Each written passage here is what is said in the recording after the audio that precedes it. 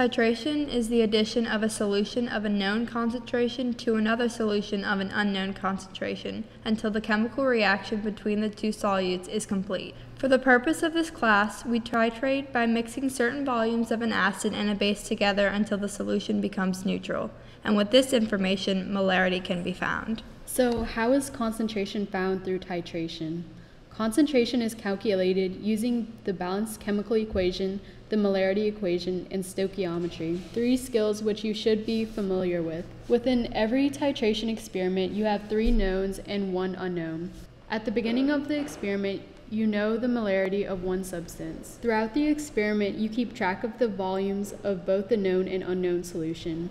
Obviously, your unknown is the molarity of the substance in question. With this information, you can calculate the moles of the known substance used in titration with the molarity equation. Use stoichiometry to determine the number of moles of the unknown substance, and then calculate the molarity of the unknown substance. So now that we have explained it theoretically, let's look at an example of titration between a known concentration of hydrochloric acid and an unknown concentration of sodium hydroxide. Here's a standard titration lab setup.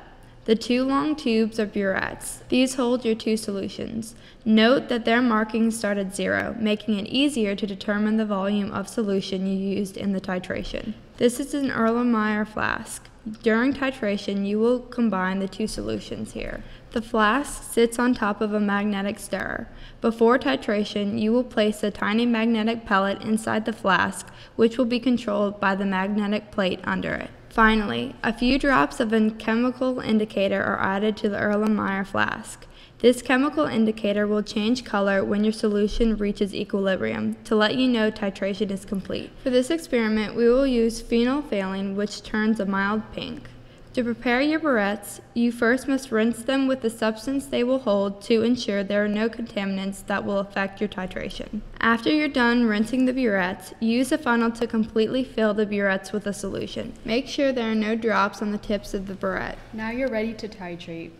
Add a little of the known solution into the Erlenmeyer flask. Start the magnetic stirrer and add a few drops of the chemical indicator.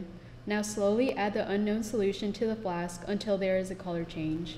Make sure that the solution changes color for the recommended period of time. For phenolphthalein, it will turn a light pink for about 30 seconds. If the color is too vivid, you may need to back titrate.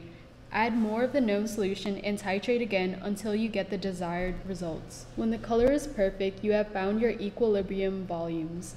We can now calculate molarity. Calculate the number of moles of hydrochloric acid used by multiplying its molarity by its volume. Use stoichiometry to convert the number of moles of the hydrochloric acid to number of moles of sodium hydroxide. Now, calculate the molarity of sodium hydroxide by dividing this number by the volume used in titration. And there you have it, the concentration of an unknown substance. It's magic, but not really, it's just chemistry.